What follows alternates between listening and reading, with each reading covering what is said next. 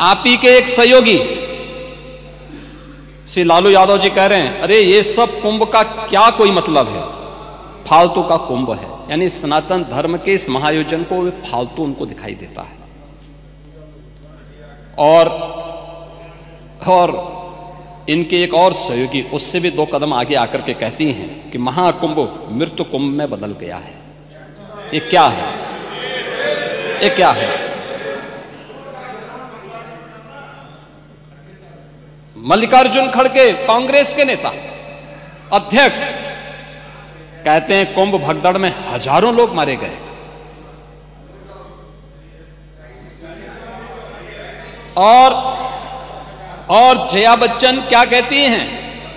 ये समाजवादी पार्टी की नेत्री हैं। इस देश ने अभी सबसे बड़ा मुद्दा महाकुंभ भगदड़ की घटना है। उन मृतकों की सही संख्या बतानी चाहिए और जनता को सफाई देनी चाहिए। उन्होंने आगे क्या बात कही? उन्होंने कहा व्यवस्थाएं आम आदमी के लिए नहीं बल्कि वीआईपी के लिए थी।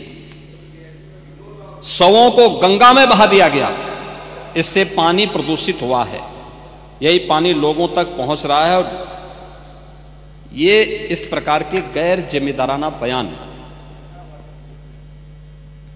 समाजवादी पार्टी, कांग्रेस, आरजेडी और टीएमसी के नेताओं के द्वारा सनातन धर्म के जुड़े हुए सबसे बड़े आयोजन के प्रति दिए गए।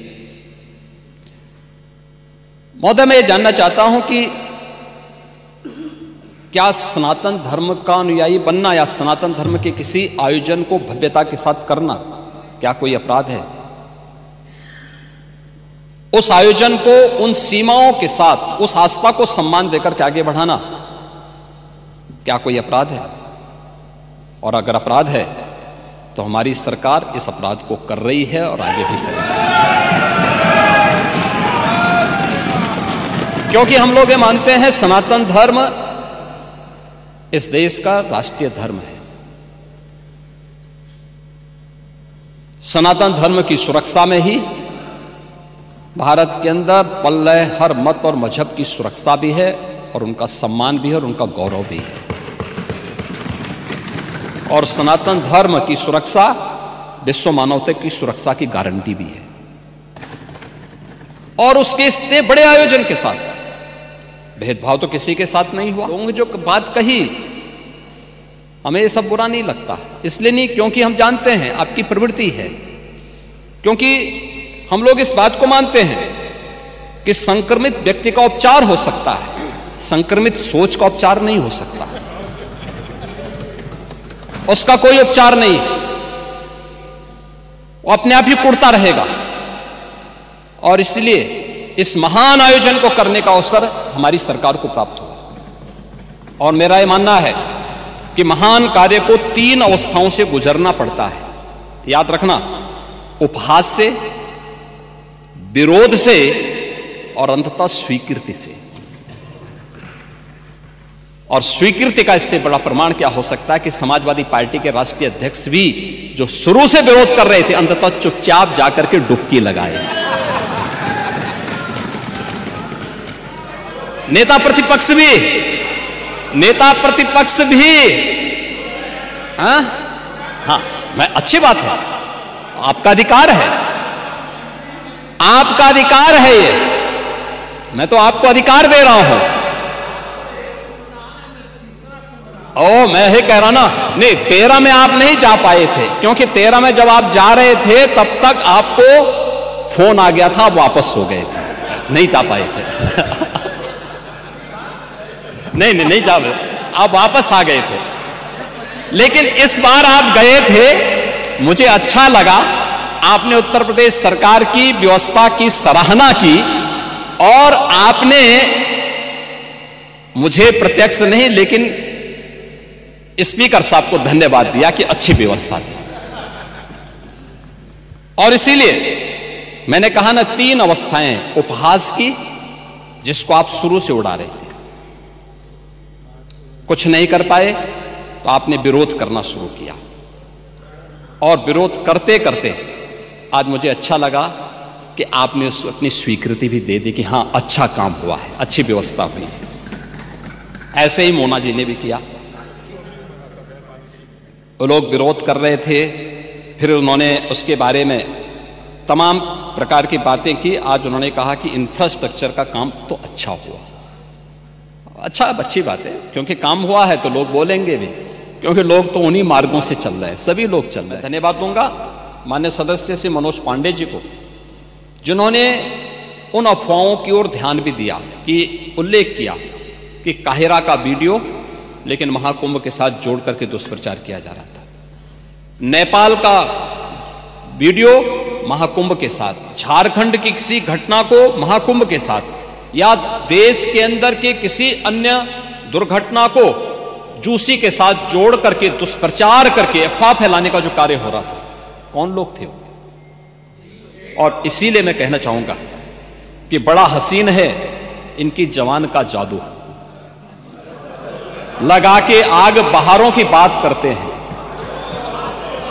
जिन्होंने रात में चुन चुन के बस्तियों को लूटा, वही नसीबों के मारों की बात करते हैं।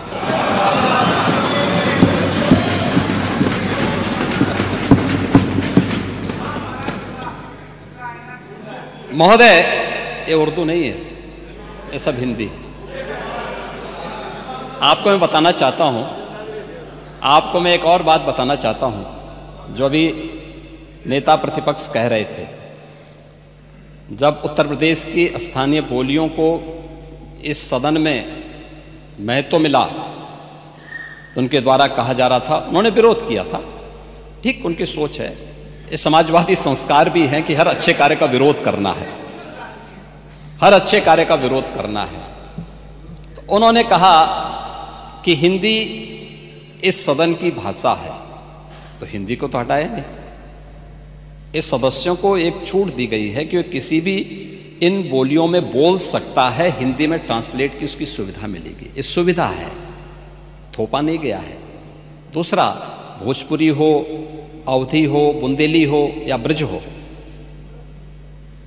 पांडे जी इनकी लिपि भी देवनागरी है, कोई दूसरी लिपि नहीं है।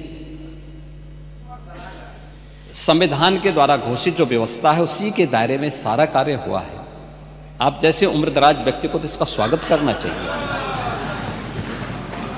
इसका स्वागत करना चाहिए। ओह, मैं इसीलिए कह रहा हूं, देवनागरी ही लिपि है और उसी दायरे में सारा कार्य हुआ है। और इसीलिए मैं आपके संज्ञान में लाना चाहूंगा कि ये जो कार्य है, इस कार्य के साथ हमें उसी सकारात्मक भाव के साथ जुड़ना चाहिए। मैं आपके विरोध को कभी उसका न मैं उपहास उड़ाता हूं, न मैं उसको बहुत उसके साथ जोड़ता हूं, क्योंकि मैं जानता हूं आपकी आदतों को, मुझे मालूम है। आप लोगों के बारे में एक मान्यता ये भी है, मजबूरी भी है, और आपके बारे में मान्यता भी है कि आज के समाजवादियों के बारे में, कि जिस थाली में खाते हैं उसमें छेद करके फिर जाते हैं। जब एक महाकुंभ का विरोध पहले दिन से कर रहे थे, महोदय मैं एक एक करके इनके बयानों को यहां पे उद्धृत करना चाहूंगा, और पिछले सदन में भी मैं याद दिलाना चाहूंगा, जब हम लोग यहां पे इसी सदन में आए थे तो महाकुंभ पे चर्चा, उस समय महाकुंभ की तैयारियां चल रही थी और चर्चा के लिए एक दिन निश्चित किया गया था। आप लोगों ने सदन नहीं चलने दिया था, सदन नहीं चलने दिया था। अच्छा होता महाकुंभ के पहले सदन में पूरे दिन भर की चर्चा होती, हम उस व्यवस्था के बारे में चर्चा करते, आपके अनुभव का लाभ लेते, लेकिन आपने चर्चा नहीं होने दी। लेकिन पहले दिन से ये चर्चा, पहले दिन से ये अफवाह और इस प्रकार का दुष्प्रचार आपके द्वारा निरंतर होता रहा। आप याद करिए, समाजवादी पार्टी के राष्ट्रीय अध्यक्ष ने महाकुंभ आयोजन के पहले इस बारे में कहना शुरू किया कि साहब इतना पैसा और इतना विस्तार देने की आवश्यकता क्या है।